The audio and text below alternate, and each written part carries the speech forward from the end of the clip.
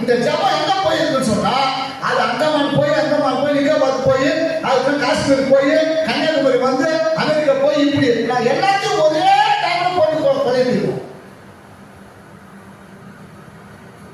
அது என்ன கிடையாது.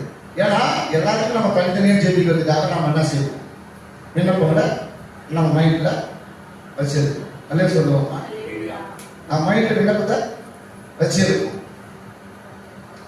ஆனா ஒரே பாயிண்ட் பார்த்தா அந்த தேசத்திலேயே எல்லாத்தையும் குடிச்சுடுவாங்க. அது அதுக்காக அப்படி ஓடக்கூடாது. ஜெபம் என்பது நம்ம எதுக்காக சொல்றோமோ அதுக்கு ஜெபிக்கணும். நீங்க ஏன் அப்படி ஜெபிக்கணும் அப்படின்னு பாத்தீங்கன்னாக்கா, முதலாவதாக நம்ம சொல்ற காரியம் எல்லாவற்றையும் குறித்து விண்ணப்பங்களையும் சொந்தத்தோடு தேவனுக்கு தெரியப்படுத்துங்க. நீங்க 1 தீமோத்தேயு 2வது அதிகாரத்துல 1-2 மனவாசத்தை வாசிங்க. அங்க உங்களுக்கு தெளிவா இதை பல தடவை நான் என்ன செய்யறேன்னா, எல்லாரும் நான் பல தடவை சொல்றேன், பல தடவை புத்தகம் மாட்டேன், பல தடவை நான் விண்ணப்பம் பண்ணும்போது இதை நான் என்ன செய்யறேன், சொல்லி விண்ணப்பம் பண்ணுங்க. ஆனா நமக்கு அந்த அறிவு இல்லை. எதிர அறிவு ஏன் ஆவியானவர் நமக்கு இல்ல.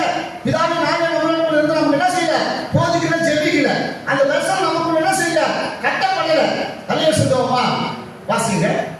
நாம் எல்லா பக்தியோடும் 1 தீமோத்தேயு 2வது அதிகாரம் 1-2.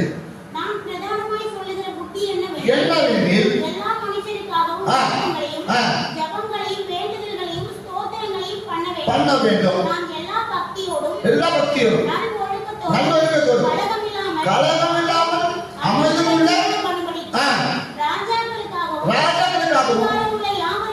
அதிகாரமுள்ள யாவருக்காகவும் அப்படியே செய்ய வேண்டும். ஏன் ராஜாக்களுக்கு அதிகாரம் உள்ளவங்களுக்கு ஜெபம் பண்ணணும், ஏன் விண்ணப்பம் பண்ணணும், ஏன் சோதனை பண்ணணும்? நமக்கு எவ்வளவு பிரச்சனைகள் வந்துடும், எவ்வளவு போராட்டங்கள் வந்துடும், மக்களுக்கு எவ்வளவு அநீதிக்கப்படும், தீங்கிழைக்கப்படும். சரியான அவங்க சட்டம் கொண்டு வர மாட்டாங்க, சரியா மக்களுக்கு நன்மை செய்ய மாட்டாங்க. அதுக்காக நம்ம யாருமே ஜெபம் பண்றோம், ராஜாக்களுக்காகவும் அதிகாரிகளுக்காகவும் விண்ணப்பத்தோடு வேண்டுதல். சொல்றாரு, நாம் எப்பொழுதும் நாம நல்ல ஒழுக்கத்தோடும்